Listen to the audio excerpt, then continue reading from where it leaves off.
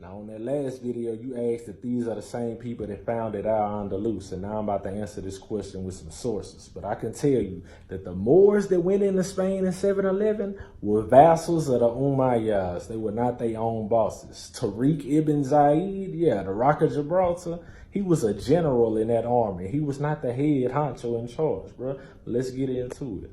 We ain't no Moors. Now, these are the books I'm going to use to prove what I'm saying. So people don't think I'm making any of this up. Yeah, it's like 9 sources, bro, so we can cross-reference. Well, I guess 8, because these the same book, just 2 different volumes. History of Africa, but yeah. All this recorded history, I ain't making none of this up, bro. Let's get it in.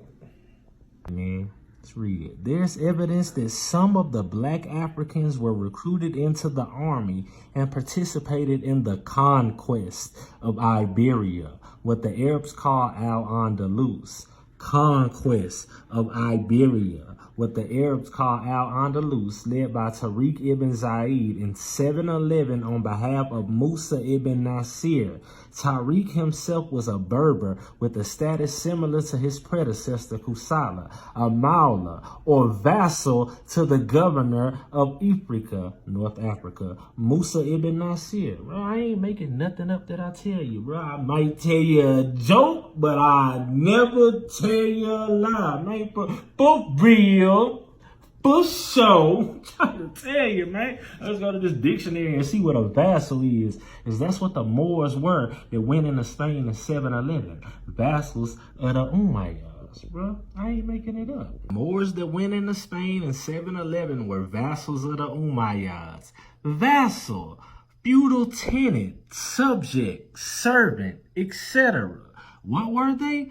Feudal tenants, subjects, servants. In other words, or layman's terms, I'm the boss, you the employee, bruh. I'm big, bruh, you little, bruh. You work for me. Make sure them envelopes are full, bruh. It ain't hard to understand. Now we in this racing revolution. The cover off because it's old. I got it from my grandparents' house. So I know it at least got 30, 40, 50 years on me, but let's look. In AD 639, the Muslim Arabs plunged into Egypt, and by the start of the next century had conquered all of Africa north of the Sahara to invade Europe itself. The new empire, however, did not long survive tribal and doctrinal antagonisms, while the Abbasid dynasty of caliphs ruled from the new city of Baghdad, built out of the wealth of Mesopotamian agriculture and commerce. The Muslims in the Al-Maghribian West, talking about the North Africans, began forming kingdoms of their own. A Moroccan dynasty ruled from the new capital of Fez, and a Tunisian one reconstructed the prosperity of its Roman period on Islamic foundations. Let's go over here. Berber expansionism, however, not only claimed the coast, but turned southwards too and bit deep into Africa. In 1076, its forces captured and sacked the capital of ancient Ghana. I keep telling you, we ain't no Moors, bro, at all. The prospects of the stable Negro Empire, meanwhile, migrated farther south into richer agriculture land remote from the possibility of Berber attack. And by the middle of the 13th century, Mali rose to prominence among the Mandate clans of the Upper Niger Valley. Bro, it's not hard to understand. It talks about Sunjata Keita after that, bro. Yeah. So the Moors that went into Spain in 711 were vassals of the Ummayyads. The Moors that continued to rise, the Almoravids and Almohads, were Sanhaja Berbers. Yes, these are the people that warred with ancient Ghana, Mali, and Songha, bro. We ain't no Moors in the least bit. And Moulay Ismail, the Sultan of Morocco, bro, the Saudi dynasty, enslaved the entire black population of Morocco. All of this, as I'm telling you, is recorded history, bro. See? The Ummayyads were also talented military leaders, and under their rule, Islam's second great wave of conquest took place during the early part of the 8th century. They carried Muslim arms into Central Asia as far as the Indus Valley in India and west through North Africa and Spain to the Atlantic. Their bold manner of conquest is suggested by the rallying words of a Muslim leader who, upon landing his troops at Gibraltar in 711, ordered all of its boats turned around, shouting to its men, "The sea is behind you, and the enemy is in front of you. By God, there is no escape for you save in valor and determination." Hey, they was determined. They did their thing. You got to give them that. They wasn't all black. Yeah. And they was vassals. Moors were vassals of the Ummayads, and don't you never forget it. Now let's speak about Tariq, because like I said, the Moors that went into Spain in 711 were vassals of the Ummayyads. Tariq was a Berber, and they had black Africans in that army, slave soldiers. Yeah, the Berbers was over the black Africans. Let's read the story. Tariq sent a black man to explore this. This talking about them going into Spain.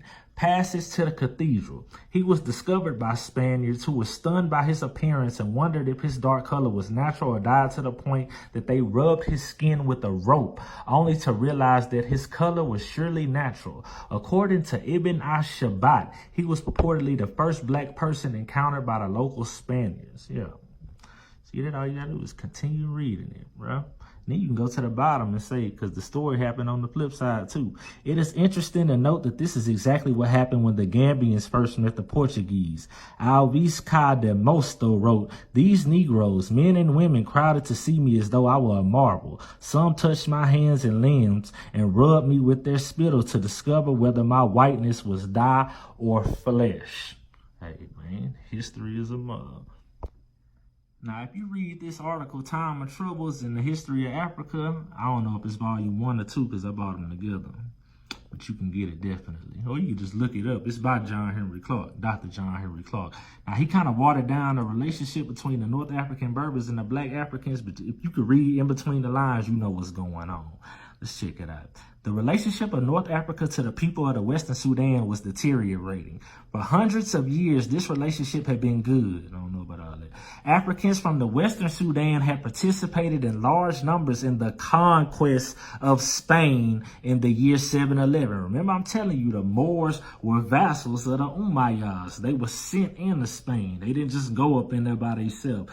These Africans made up the major military force that kept Spain under North African domination, and they participated in that country's intellectual life as is still reflected in Spain's art, culture, and literature. No different than how black Americans have made the culture of America after being enslaved here. Bro, it ain't hard to understand. You just got to understand history. Let's go here. Among the Africans' military chiefs who converted to the Islamic faith during the Arab invasion of Morocco was a great general known as Tariq ibn Zayid, a Berber. He wasn't just specifically a black African. I'm sure he had some black African ancestry, but he had some other kind of ancestry too. That's why they called him a Berber.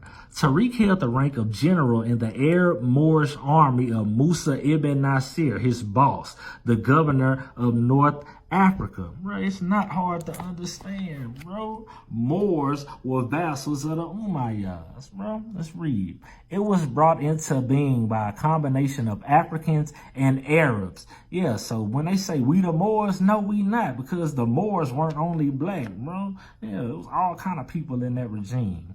Collectively referred to by Europeans as Moors, we never called ourselves Moors. The word Moor entered the vocabulary of the Europeans, meaning blacks, as in blackamoor. The Moors built magnificent cities in Spain. Cordova in the 9th century was much like a modern city, with streets paved and illuminated at night and sidewalks for pedestrians. Man, they built.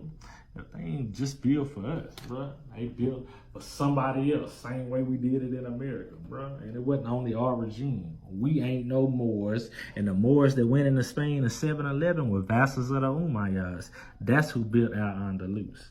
It ain't hard to get. All you gotta do is read.